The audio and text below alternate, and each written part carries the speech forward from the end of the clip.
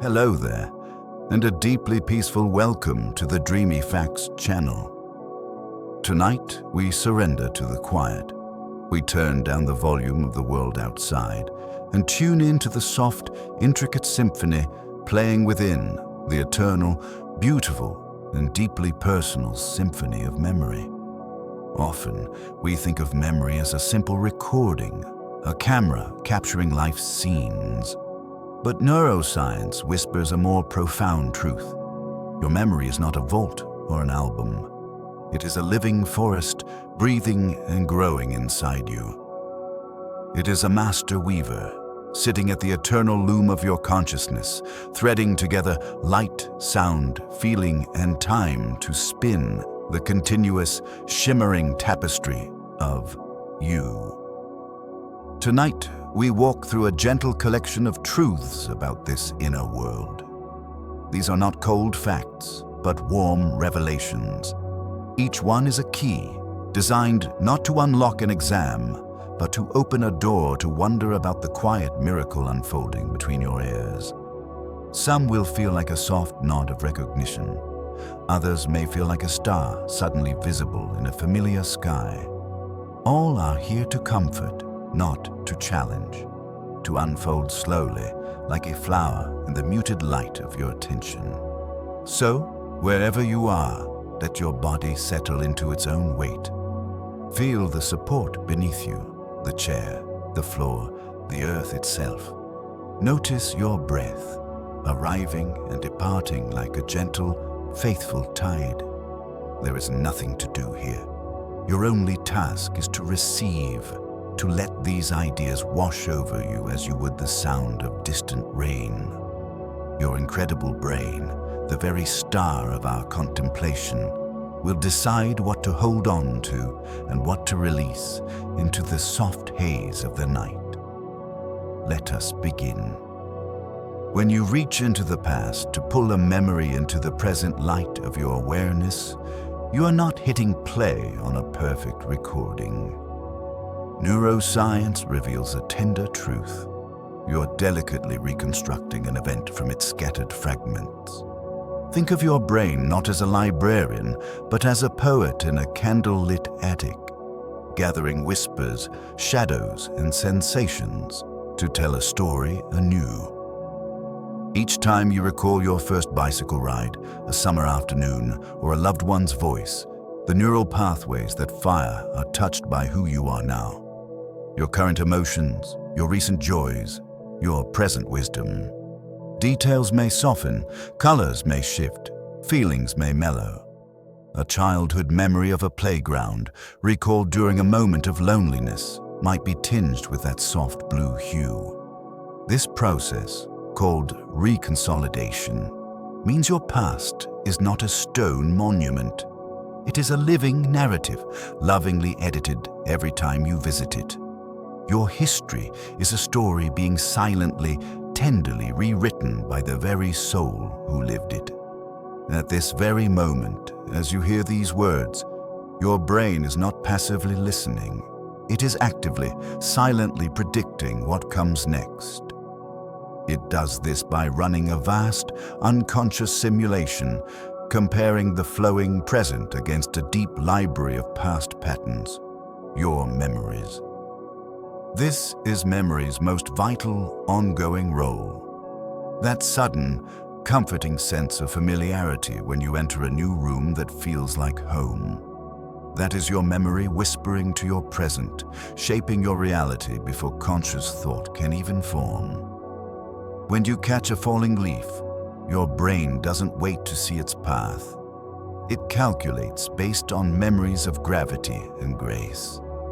Memory, therefore, is not just for reminiscing. It is the quiet compass your mind uses to navigate the river of now, creating a stable, anticipated world from the beautiful chaos of sensation. We all know the peculiar, almost physical sensation of a word, a name, or a melody hovering just beyond reach. This is not forgetfulness. It is, in fact, a breathtaking display of your memory's precision. What's happening is a partial and triumphant find, Your mind has located the exact neighborhood of the memory. You can feel its shape, its first letter, the emotion tied to it. You know it. The sensation is the mind's equivalent of having a name on the very brink of your lips, because your brain has assembled everything around the target except the target itself. It is a reassuring sign of a deep, well-organized and intricate memory archive doing its exquisite work. Imagine your waking day as a vibrant, bustling studio. Experiences, conversations, and feelings are like paints, sketches, and notes scattered across a table, the table being your hippocampus. Then you sleep. As you sink into deep, slow-wave sleep, the studio grows quiet. Now the gentle archivists of your mind come to work. They sort the sketches, blend the colors, and file the beautiful mess into the permanent galleries of your cerebral cortex. This is memory consolidation. It is not a luxury, it is a biological necessity. Human memory is not, and could not be, a total recording. If you remembered every crack in the pavement, every cloud's shape, every passing glance, your consciousness would be a roaring waterfall with no quiet pool to drink from. Forgetting is your brain's gentle curation. It is the soft hand that clears away the dust of the mundane, the color of a stranger's shirt, the sound of a forgotten advertisement, to keep the treasures shining. This selective letting go is what allows pattern, meaning, and beauty to emerge. It prunes the garden so the most cherished flowers, the lessons, the loves, the moments of awe, can bloom unshadowed. Of all our senses, smell holds a secret key. While sight and sound take the main roads of the brain, scent walks a hidden, ancient path. The smell of rain on dry earth, old books, or a loved one's perfume travels straight to the amygdala and hippocampus, the centers of emotion and memory. This is a biological shortcut from our ancient past. In you, it creates a Proustian moment, a sudden, vivid time travel. A single scent can unlock a memory so saturated with feeling, it feels less like recall and more like being gently pulled into a forgotten room of your own heart. It is memory in its purest, most unedited form. Deep within your brain's memory palace, there is a silent wing for skills and habits. Procedural memory. It lives not in the hippocampus, but in the cerebellum and basal ganglia. This is the memory of how. How to ride a bicycle, tie a knot, play a melody from childhood. This memory is remarkably resilient. Why? Because it is encoded in the language of movement, in patterns of neural firing across motor pathways. It is knowledge written in the muscles and nerve. The conscious memory of learning may fade, but the body's deep, wordless wisdom remains. You are not just a thinking being, but a doing being, and your history of action is etched into your very neurology. You walk from one room to another with a clear purpose. The moment you cross the threshold, the purpose vanishes. This doorway effect is not a lapse, but an insight into how your mind organizes life. Doorways act as event boundaries. Your brain uses them to cut the continuous film of experience into scenes. Crossing a doorway signals the end of one chapter and the start of another. To prepare, your brain often clears the working memory of the old scene, sometimes discarding the very thought you carried. It's cognitive housekeeping, a way to keep stories separate and clear. If you mapped your most vivid autobiographical memories across your life, a distinct peak would arch over your teens and 20s. This is the reminiscence bump. It's not that more happened then, but that this is the time of identity formation, the who am I years. First loves, deep friendships, leaving home. Your brain, building the story of you, prioritizes these formative moments. They become the cornerstone narratives of your personal myth. The music and feelings of that era are forever linked to your becoming. An unfinished task, an unresolved conversation, these can itch at your mind, keeping you awake. This is the Zeigarnik effect. An incomplete task creates cognitive tension, an open loop. Your brain keeps it active as a subtle reminder that closure is needed. This likely evolved to ensure we remember crucial goals. Writing a to-do list works because it externalizes the loop, providing symbolic closure, freeing your mind from its gentle nagging. Your brain has an inner GPS, place cells, grid cells, and head direction cells that map your world. They don't just guide you physically, they are fundamental to episodic memory. When you vividly recall walking through your grandmother's house, these same mapping cells reactivate the same pattern. To remember is to retrace a path through a mental landscape. Your memory is not just a picture. It is a world you can walk through again in your mind.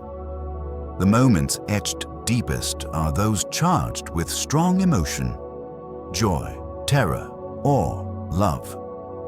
The amygdala, the brain's emotion center, sits next to the memory-forming hippocampus. During emotional events, the amygdala highlights the experience for the hippocampus. This is important. Save this strongly. The memory is woven with stronger threads. However, this emotional spotlight has a trade-off. While the core feeling is enhanced, peripheral details can blur. You remember the stunning sunset, but perhaps not the song on the radio. Your memory is a passionate storyteller, forever giving center stage to the heart.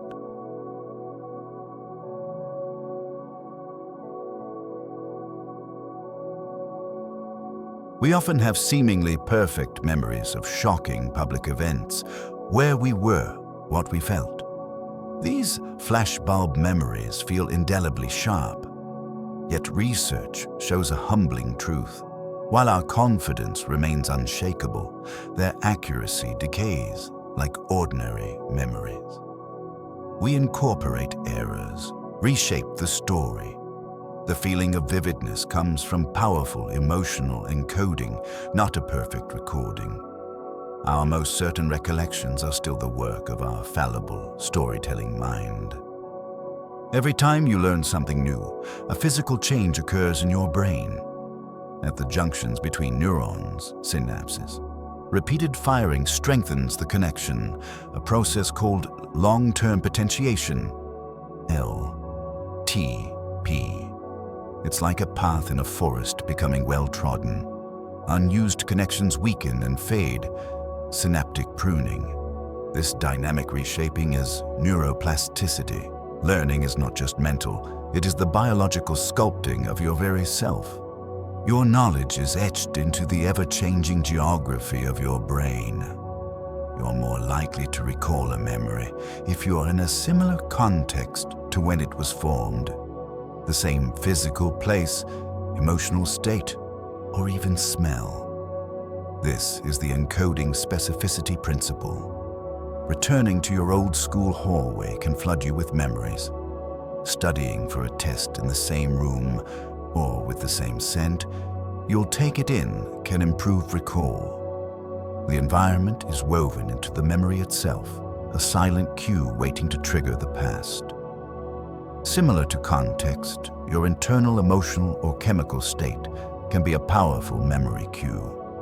Something learned while in a particular mood, e.g., cheerful, melancholic, or physiological state, may be easier to recall when in that state again. This explains why old feelings can resurface with surprising clarity in certain moods. Your mind links the memory not just to a place, but to the very weather of your soul at that moment.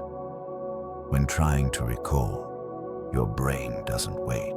It starts generating plausible completions based on patterns.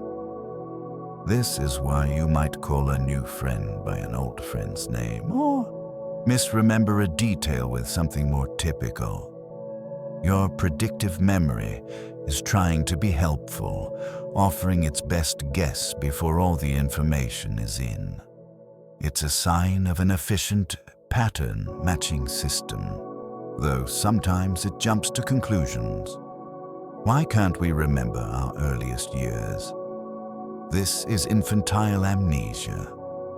One theory is the hippocampus isn't fully developed to form lasting autobiographical memories yet.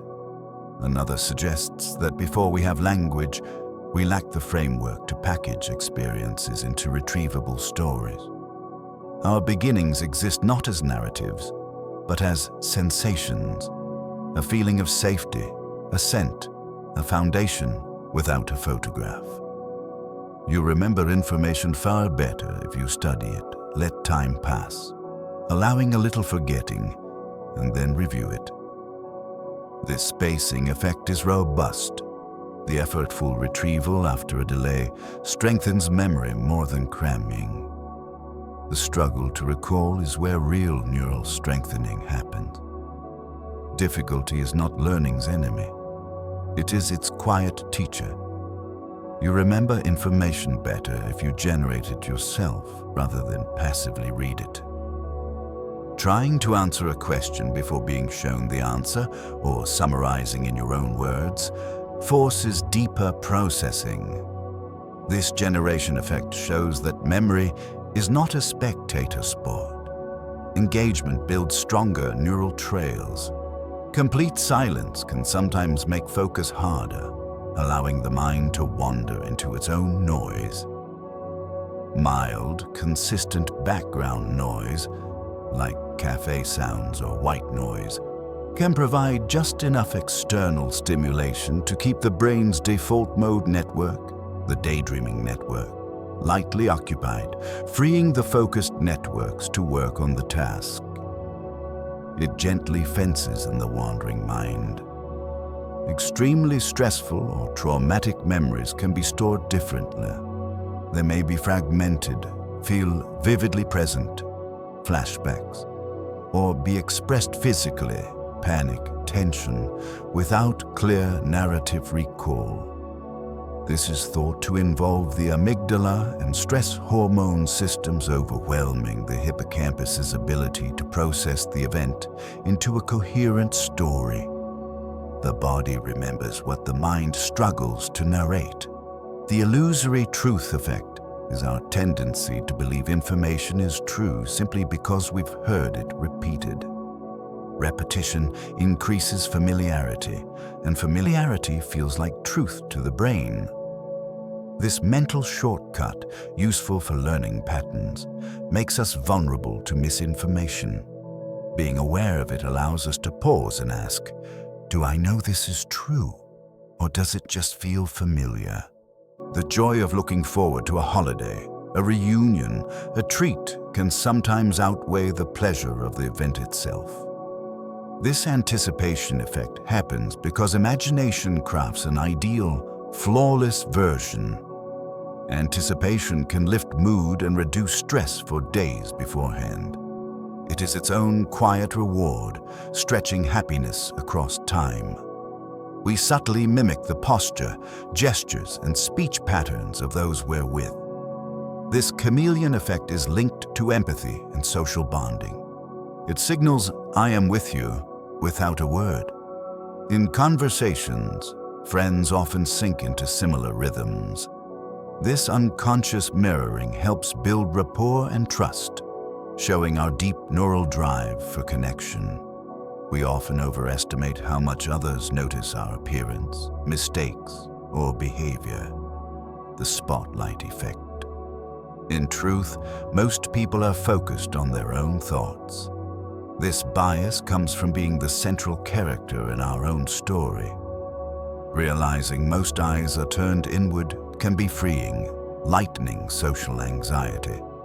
Your small stumbles are rarely the headline in anyone else's news.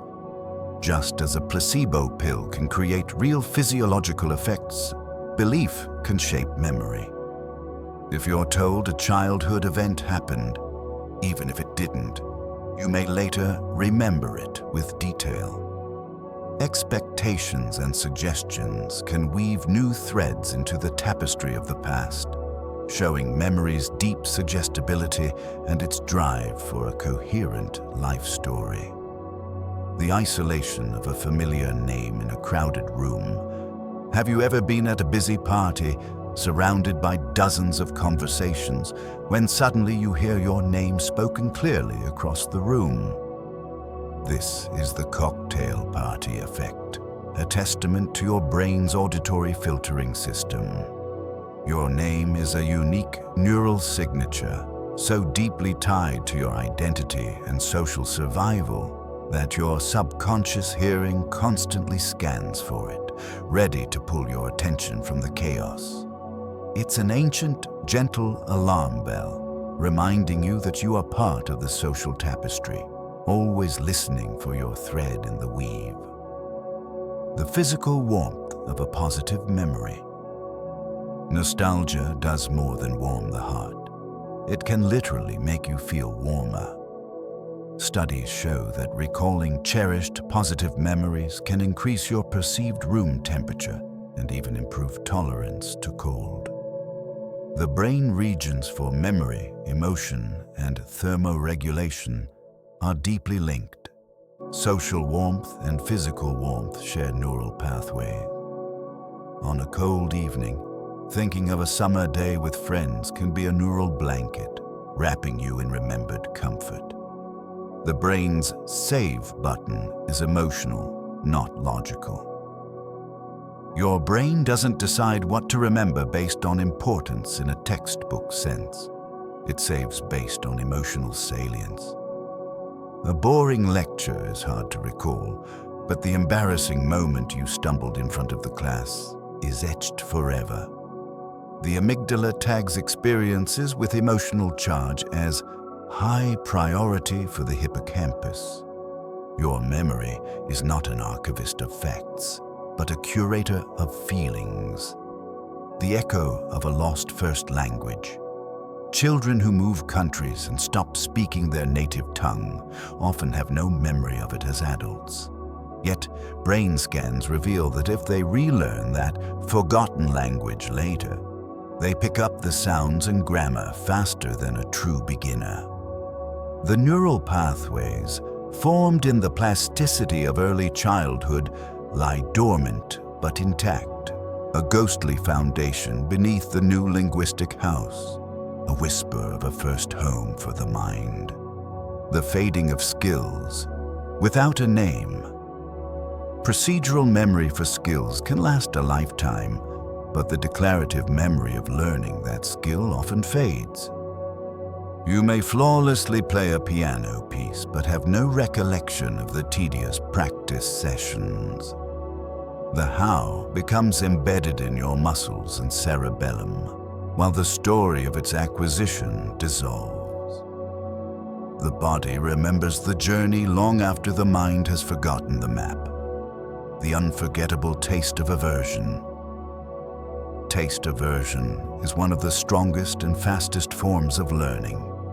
If you eat something and then become violently ill, even hours later, your brain will link the taste to sickness instantly, often in a single trial. This is an ancient survival mechanism overriding normal memory rules. It shows how deeply memory is tied to survival. The body keeps a permanent, visceral record of what it believes threatened it. The memory that lives in your posture. Emotional memories can be stored somatically, in the body. Chronic stress or trauma can lead to a habitual, guarded posture, rounded shoulders, shallow breath that becomes the body's memory of threat long after the conscious mind has moved on. Conversely, adopting an open, confident posture can slowly send safety signals back to the brain, gently rewriting the body's anxious story. The silent sinking of close minds. When two people are deeply engaged in conversation or share a strong emotional bond, their brainwaves can begin to synchronize. This neural coupling, visible on EEGs, is most pronounced during moments of empathy and understanding. It's as if two minds briefly tune to the same frequency, creating a shared, silent rhythm. Memory of such moments may be powerful because they were, for an instant, co-created in a unified neural field. The benefit of a wandering mind for problem solving. When you're stuck on a problem and your mind wanders, staring out a window, taking a shower, you're activating the default mode network, DMN. This network is crucial for introspection, connecting disparate ideas and creative insight. The solution often appears not when you're fiercely focused, but in the quiet aftermath, when memory systems are free to make novel, distant connections without conscious pressure. The fading of faces, but not their essence. In prosopagnosia, face blindness, the ability to recognize faces is impaired, but the emotional memory tied to a person often remains intact. Someone might not recognize their spouse's face visually, but will feel a profound sense of familiarity, love, or comfort in their presence. The emotional memory, stored separately from facial processing, survives. It suggests we know people more with the heart's memory than the mind's eye. The memory enhancer of gentle movement. Mild aerobic exercise, like a brisk walk, increases blood flow and the release of brain-derived neurotrophic factor, BDNF, a protein that supports neuron health and synaptic plasticity. Doing this after a learning session can significantly boost memory consolidation. The brain, having just absorbed information, uses the physiological state of post-exercise alertness to better cement the new knowledge. Learning is not just mental, it benefits from the body's gentle stir. The power of a self-told story. We remember experiences far better when we narrativize them, when we turn a sequence of events into a story with a beginning, middle, and end, especially if we tell it to ourselves or others. This process forces the brain to structure, sequence, and find meaning, weaving a stronger neural net. Our memories are not lists. They are the chapters we write to make sense of our lives. The hidden bias of your first guess. Your memory is susceptible to the anchoring effect. The first piece of information you hear about a topic, an initial price, a first impression, becomes an anchor that biases all subsequent memories and judgments about it. Even if the anchor is random, your memory and estimates will cluster around it, showing how memory is not retrieved in isolation, but is weighted by initial context. The scent of stress that others can sense. When you are stressed, your sweat releases different chemical compounds. Others, smelling this stress odor, even subliminally, can experience increased activity in their own amygdala and show signs of heightened alertness or anxiety. Stress can be chemosignaled. It spreads through scent, a silent, ancient communication between nervous systems. Your emotional state can become part of someone else's environmental memory. The forgotten clarity of sleep on it. The advice to sleep on it has neural truth. During sleep, the brain replays and strengthens important memories while dissolving the neural noise of irrelevant details. This process can lead to insight, awaking with a clearer perspective or solution. The sleeping brain is not offline. It's a master editor, cutting away confusion to reveal the core signal of a memory or idea. And so, we arrive at the final, gentle truth. Your memory is the continuous, quiet author of your consciousness. It stitches moments into a lifetime, softens old pains with time's gentle touch, and lets the glow of joy linger. It is imperfect, creative, and deeply human. It allows you to feel nostalgia for a past that never was, and to build a future on the lessons of a softly edited history. You are, right now, using this magnificent, fragile, beautiful system to listen, to feel, and to wonder. If your mind is still wandering these quiet halls, know there are infinite corridors left. But if your thoughts have grown heavy with the peace of approaching rest, let this be your final thought. You are not a person with a memory. You are the story it tenderly writes, edits, and cherishes.